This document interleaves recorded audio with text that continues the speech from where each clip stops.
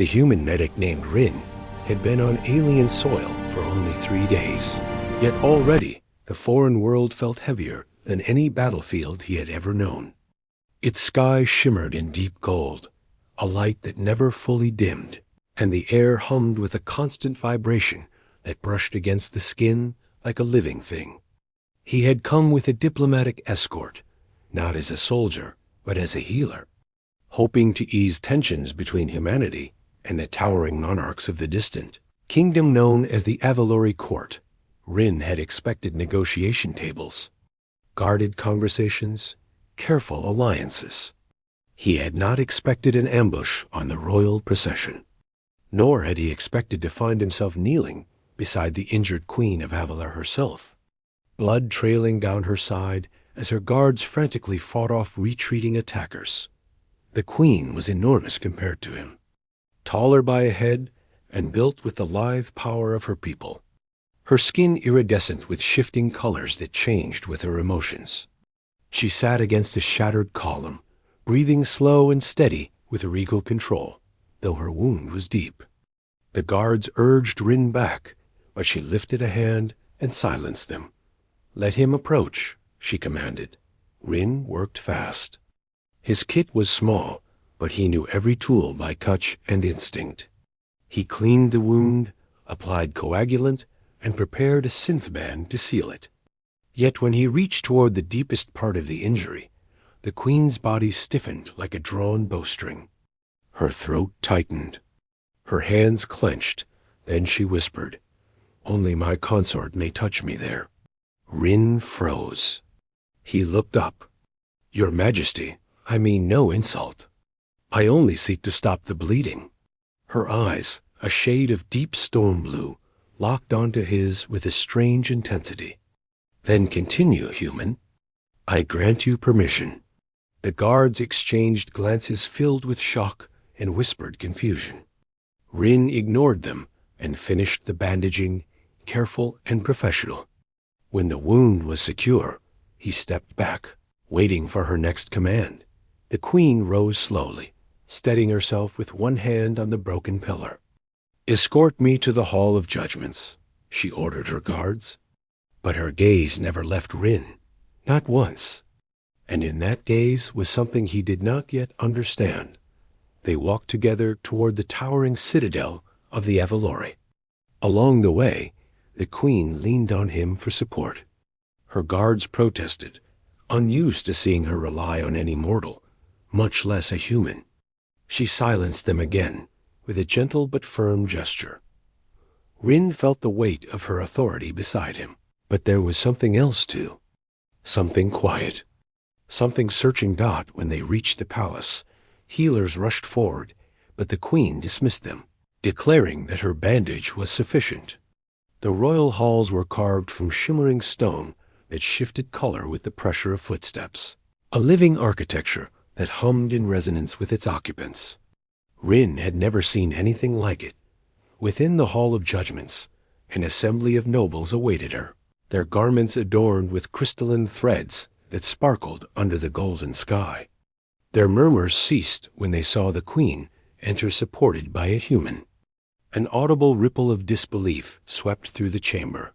The queen stood tall, though Rin could sense the strain in her posture. "We were attacked," she announced. "One of our own factions seeks to break the treaty we have begun to shape with the humans." A noble elder stepped forward. "Majesty, we should not have allowed this outsider to accompany you here. It is not our way." The queen's tone became cold. "He saved my life." Every noble fell silent. At her signal, Rin stepped back, allowing her to address her court. Her voice carried strength and resolve as she declared that the alliance would continue, and that enemies of peace would be hunted. The court bowed in agreement, though their eyes continued to drift toward Rin with curiosity, suspicion, and something else he could not name. When the session ended, the queen gestured for him to follow her into a private chamber. It was less adorned than he expected, almost peaceful. A single column of soft blue light rose from the floor, illuminating the room with calm, You tended a sacred place, she said softly, once the doors closed. One that only a consort touches, even in healing. Do you understand the weight of that? I meant no disrespect, Rin replied. On my world, a medic's duty is above social lines. A wound must be treated, no matter its meaning. She studied him with unreadable eyes. Perhaps that is why fate allowed you near me. Rin did not know how to respond. He had treated soldiers, civilians, rebels, even criminals. This was new. Alien customs were delicate, and he feared misstep.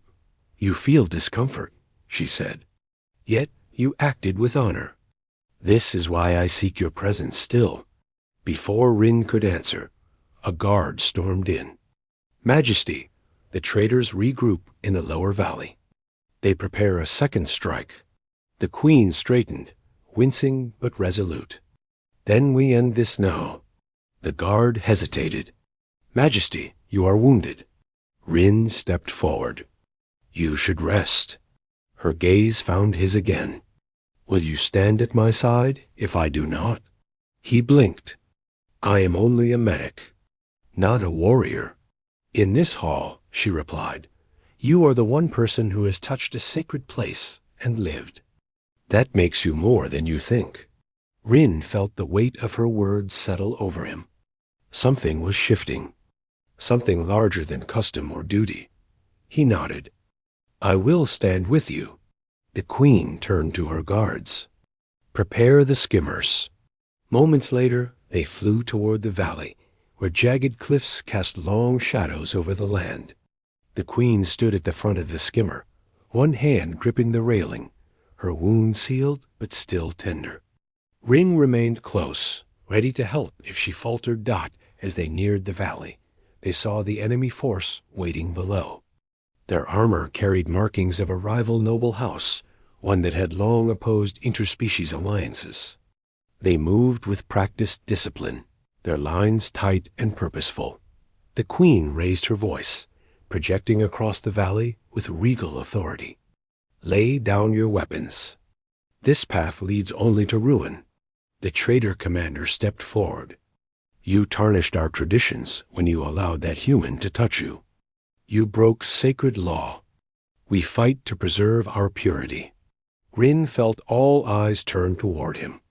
The weight of their anger pressed upon his chest like heavy stone. The queen replied with thunder in her voice. I chose survival over ceremony. That is the duty of a ruler. The commander raised his blade. Then you are unfit to rule. The traitor army surged forward. The queen leaped from the skimmer with a fluid motion, her blade shimmering with blue light. She moved with remarkable grace, each strike swift and precise. Her guards jumped in after her, forming a protective circle. Rin remained on the skimmer, scanning for wounded. Already, several guards had taken hits. He jumped down, running from soldier to soldier, applying quick patches and stims. He worked with tunnel vision, blocking out the chaos around him. Then he saw the queen falter. A traitor had struck her weakened side. She staggered, and her opponent pressed the attack. Rin ran toward her without hesitation. He grabbed a discarded shield and slammed it into the traitor's weapon, disrupting the attack. The queen regained her footing and dispatched the foe with a sharp strike. She looked at Rin with something like shock. You defended me. I defend anyone who needs it, Rin replied. But you needed it most. Her expression shifted to something warmer. You are unlike any human I have known. The battle turned as loyalist skimmers arrived, flanking the traitors and forcing a retreat. Within minutes, the valley quieted, leaving only the groans of wounded soldiers and the crackling of dying energy weapons. The queen stood tall, though her movements were slower now. She approached the captured commander. You will face judgment.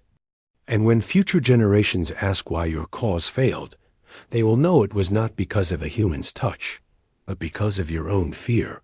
She turned away and motioned for her guards to secure the valley. Then she approached Rin, her voice lowered so only he could hear. "You ran into danger for me." Rin wiped blood from his gloves, exhausted. "That is what people do for each other. Or what they should do." She touched her chest where the wound had been.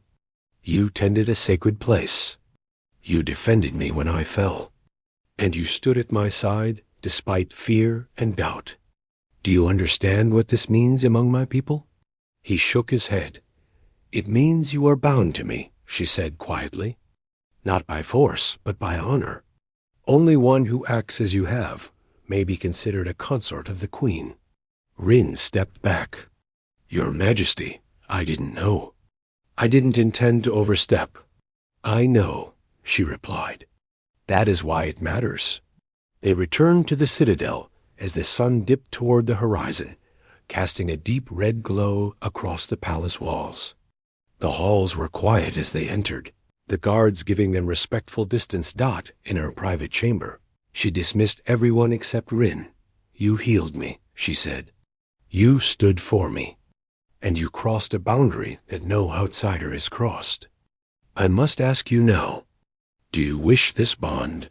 Rin met her gaze. He thought of the moment he first tended her wound, the weight of her trust, the courage she had shown on the battlefield, the way her people looked to her with deep reverence. He thought of the warmth in her voice, when she spoke to him not as a ruler, but as a person. "I don't fully understand your customs," he said, "but I know you are someone I want to stand beside." Her expression softened. "Then speak the words. I accept the bond." Rin took a breath. "I stand with you, not because tradition demands it, but because I choose to." The Queen bowed her head, a gesture of deep significance among her people. "Then our bond is forged." She stepped closer and placed her hand gently.